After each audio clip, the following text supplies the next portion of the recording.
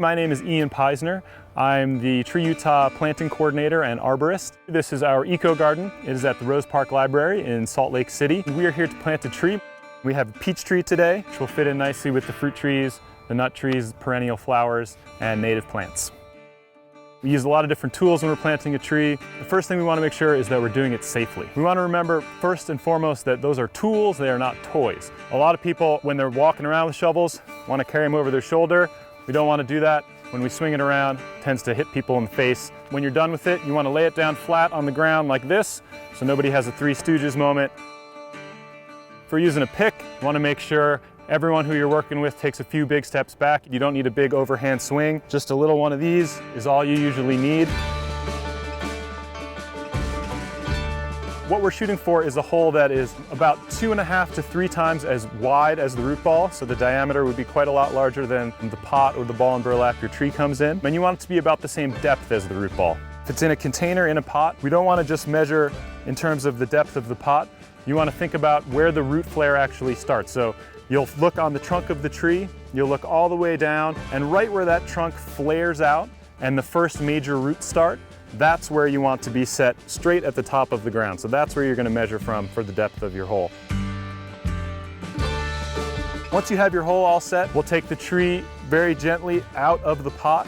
It's best to do that right next to the hole, so if any of that nursery soil is shedding off of the roots, we like to have that right in the hole, and that's generally good, healthy, nutritious soil for the tree. As we lay the tree down gently to take it out of the pot, it's very simple for it to get swung around, somebody to catch a branch in the face or catch a branch on the ground and it snaps off. So it's good to have an extra person just kind of managing the top there. Once we get it out of the pot, what we'll do is check to make sure there's no roots that have kind of grown in a circle and are threatening to girdle that tree. So we'll go in and break up the root ball with our hands. If there's any roots that have already started to grow all the way around, we can clip those off with the pruning shears and we'll loosen up that root ball.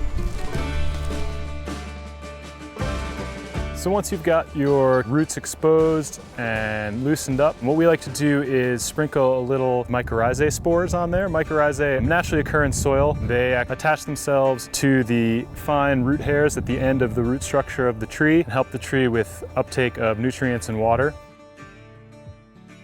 This tree that we have today is in a container. If you're working with the tree that's in ball and burlap, so that's a tree that has actually been cut out of the ground and pulled up so the roots have been severed. If you're working with one of those, you're going to want to remove all of that burlap, all of that metal. The only thing that's going to go in the hole with any tree is the soil that it comes with, the roots, the tree itself. We're going to want to make sure any tags or other identifiers are off the tree.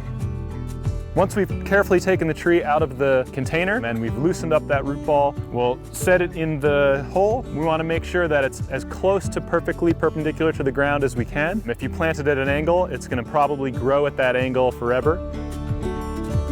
Once it's in the hole, it's set perpendicular, we'll start backfilling. And as we're backfilling, you want to make sure that you're really pressing down, getting all the air out of there, and just be kind of walking around as you're filling in that dirt. We want to keep air pockets out. We don't want any roots kind of hanging in the air underground. It makes it really hard for them to uptake nutrients and water. We want to keep a pretty wide grass-free area from around the tree. If the sod goes right up to the trunk of the tree, the grass will actually compete with the tree. Once we've got it all filled in, right to the level of that root flare, we can mulch the tree, put at least 4 or 5 inches deep of mulch around the outside of the tree, have a little bit of a lip on the outside, and then it kind of slopes down to where the trunk is. So where the trunk is, there's only going to be about 1 inch or so of mulch. We don't want to pile it all the way up against the trunk. You're going to want to really water your tree a lot in the first year, especially during the hot, dry months of the summertime. Several, maybe 3 times a week, giving it 5 to 10 gallons of water, and really trying to make sure that water is getting all the way to the roots.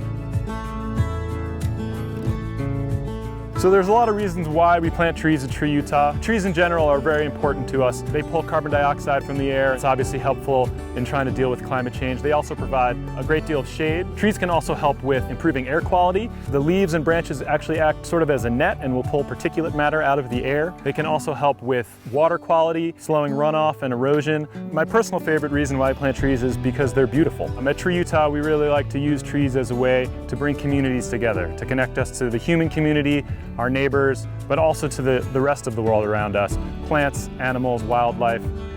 It's a nice way to feel a little bit closer to the world you live in.